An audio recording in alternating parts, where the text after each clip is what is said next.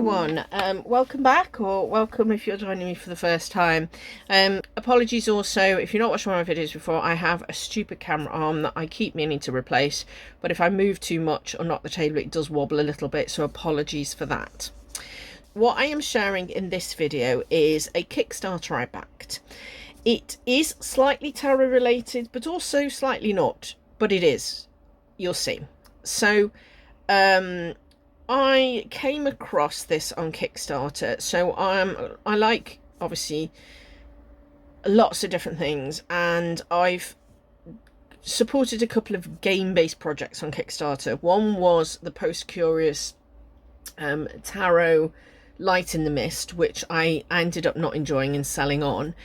And then there was another game which was Dice Theme Park, so that was completely non-tarot related. And somewhere along the line I came across this UK-based creator who was putting together a sort of role-playing game book, which was to use tarot and dice to create like a role-playing game story, a solo Dungeons and Dragons style story based on some of the kind of Koriko Studio Ghibli, I think, maybe I've got that wrong, but anime, some of the anime characters in certain like worlds and genres.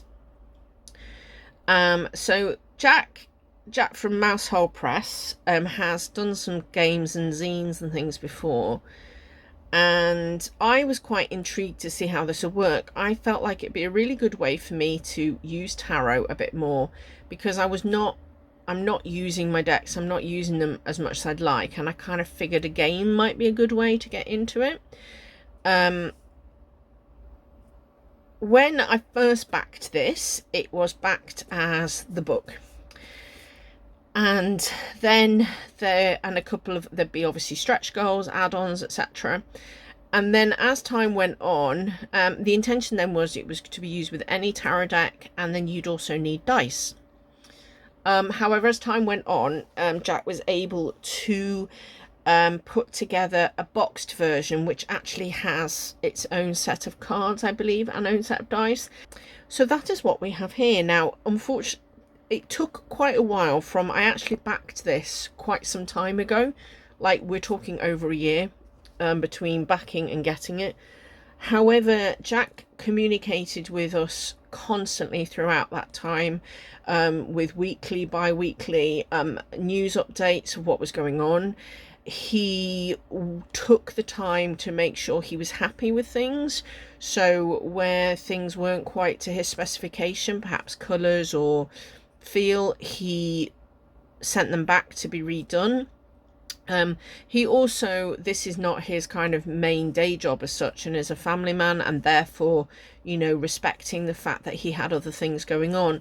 So although it took longer than he'd initially anticipated, I wasn't unhappy with the progress of the campaign or the process, because I felt like he was communicating to us carefully throughout, that made it better. It was like there was no radio silence, and he didn't rush it out because, you know, if he wasn't happy. There were also delays that were not caused by him, so some of the parts, some of the elements, he had problems with the suppliers, I think. I could have that wrong. Anyway, it was very open. It was a Kickstarter campaign, I think I said that, and it arrived a couple of weeks ago, and I haven't had time to look at it yet because I wanted to do it. But look what came. It came in very simply, but it popped through with a courier and just came wrapped like this. It has this lovely patch. This was a stretch goal, this gorgeous cat patch, which I believe is an iron-on patch. Isn't that cute? So I think that's really cute. And here we go, Koriko, A Magical Year, box edition, Mouseholepress. And on the back it says, apologies, this got put on the table and family and such. It's not really important what colour your dress is. What matters is the heart inside. Hayao Miyazaki, Kiki's Delivery Service. That's right. This was what sort of partly it's based on. So it's beautifully wrapped in this lovely paper. So let's take a look. That was not as easy as I thought. So here we go. Koriko, A Magical Year by Jack Harrison. Let's see. It's just got that on the side and the back. Koriko is a bubbling cauldron of simple rules and writing prompts stirred together to produce the story of a teenage witch spending a year away from home in an unfamiliar city. It is designed for just one player for contemplative solo play. Each volume of the game should take an hour or two, with your story unfolding over 7 volumes to reach its conclusion. With 22 completely unique friends to make and over 100 story prompts, you'll encounter plenty of fresh, inspiring and strange content with each tale you tell. A magical year of dreams and adventures await. So Mousehole based. Now how mad is that? I've just seen that this is care of TAP, who, and they're actually like 5 minutes down the road from me. That's good, isn't it? That's really funny.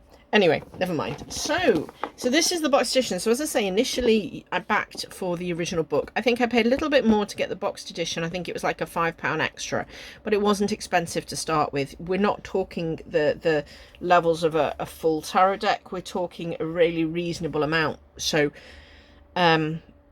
which was really cool. So let's have a look. And there's digital offerings as well, and there was various other things. So beautiful. So the box lid has the same pattern that was on the paper. So we've got our saws, we've got all these different elements on here, which is cool. And here we go. So, oh, there's lovely. There's a bag for your dice and cards. So this is simple because this is the tarot deck. So I don't know what this is going to be like, because this was an extra that was thrown in as like a stretch goal. Dice, these are lovely because I think these are wooden. So part of the game is a dice stacking element, and this is the book itself. Okay, which seems very thin considering. So let's see. So it's a really nice feel. It's got ribbons. It's got 2 different colour ribbons, which is really cool. So let's have a look at this then. Koriko, a magical year.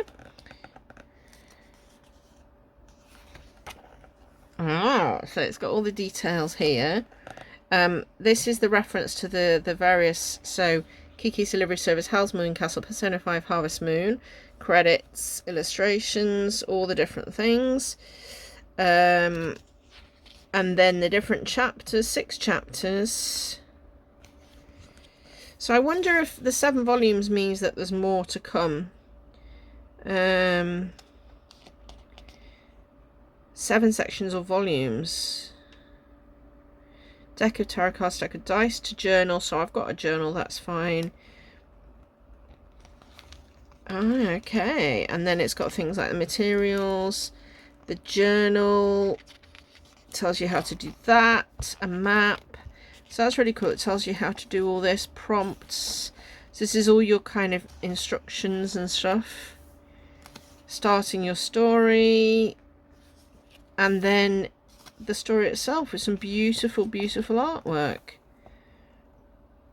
And then it's sort of set up through play. So about you, you're setting up your bio, you're setting up your story. And then your instructions. So yeah, so it's like a role-playing game. So you work your way through these beautiful, beautiful reflections as well, and within it, for example, so let's just see here, you'll see things like cards, dice stacking. So then there's a flow of what happens with the cards. So then it comes to the instructions. So here are the volumes. So here we go. Here's your volume 2, your rival. Set intentions, create a deck, twists. So each of these is a different volume, and it's got the things for you to do, and that works your way through. So there's all sorts of information. There's also his own kind of what the cards mean in relation to the game, what the major arcana mean, and then a recommendation for other games. There is a bookmark, and the bookmark has actually the chapters on, which is cool, and some stickers. So cool. So this is going to take a little bit of effort to get to know and to understand, but that's really cool. Then we've got the beautiful, beautiful dice. So I was just going to buy a set, but these have been designed. They've got like stars. So again, it comes back to kind of the theme that's on, but obviously simple dice. And the idea, I believe, is that there'll be dice stacking activities. They're very natural because they're different colours, which is fine. In fact, there's reds and blues. And they've been designed so they stack really nicely, which is good. So that's, wow, that's cool. Saves me going out and buying. I mean, the fact that I would have had to spend £5 probably on a set of stacking dice in the first place, and I spent £5. So I think he charged £5 extra for the box set to what I'd originally put on the backing. And then this is the tarot deck. So I don't know anything about this really. He sort of said he was going to include one. Oh, this is actually really nice. I thought it'd be like, I didn't realise it's like a decent, it's a nice size. Okay. Let's have a look at this then. Oh, okay. Ah, so rather than being... Oh, okay. So what you've got is, it's not pictures, but it's the instructions. So for example, the sword, these are the sword cards, and for each sword card, it's not got, and it's just basically, it's like an instruction. So for example here, you're invited to play a prominent role in a grand ceremony festival. What does it celebrate? Why were you chosen? What are you most worried about messing up? Use power or law skills. So it's not so much, so if you pulled this card from a normal tarot deck, those are the instructions. 1, 2, 3, 4, 5, 6, 7, 8, 9, 10, 11, 12. There's actually 14 of those, which of course is slightly more. So there we go. So we've got swords, wands, cups, and pentacles or coins. And then here you've got the major arcana. So for the Fool, wide individual, eyed individual, they're eager, generous and untested. The information, page 88, use care or craft skills. The Magician, a confident individual, they are brilliant, flamboyant and self-obsessed. And these aren't bad, these cards. They remind me of like a playing card sort of feel. And at number 1, page 90. So each of these has a description. I really like these descriptions as well, because it's another way to think of the normal tarot card set, you know. Like if you go, let's see what it says about the Hermit. Free-spirited, independent, assertive and cynical. This is really cool. Oh, cards reference, look. So it has a reference, so it says, so there's lots of different cards, different ways you're going to use these cards. Wow. So there's a lot here I need to learn. But this is really cool, and really, I mean, it's very different, and obviously it's not standard tarot, but it is kind of using those concepts. And I can use a standard tarot deck. I could even use a standard tarot deck in conjunction with this deck. But that's really cool. But there's a lot for me to get my head around because there's lots of rules. Koriko. I'm going to see how it goes and I'll perhaps report back. But thank you, Jack, and thank you, Mousehole. What a lovely thing. And I'm really impressed by the production quality. Even though it took a bit longer, I'm really impressed that you took the time to make sure that it was nice. And there we go. I'm looking forward to giving it a go when my brain's working. Thanks, everyone, for joining me. And if anyone else has got this, let me know what you think as well.